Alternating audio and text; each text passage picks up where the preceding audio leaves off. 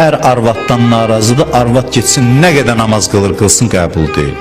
Hey ibadət eləsin, gecə namazı, gündüz namazı, nə namazı qılsın.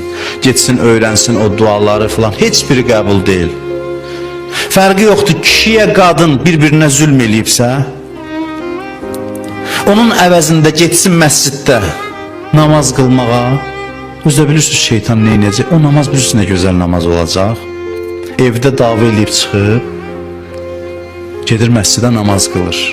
Gözünün yaşı bəlkə dayanmayacaq, hallı, gözəl namaz qılacaq. Çünki şeytan nəzərini çəkir onun üzərindən. Nəzər var axı onda, yəni azad buraxır, get ibadət elə. Bilirək, indi vəzifəsi ibadət deyil, indi sən məsciddən inirsən, sənin yerin evdə idi, gedib evdə razı salasan qarşı tərəf. Sənin ibadətin bu saat bu idi. Səni bu saat şeytan məscidə dəvət eləyib. Onun dəvəti ilə gəlmirsən, oturmuşsan, hallı da gözəl namaz qılırsan. Yersiz ibadət buna deyirlər.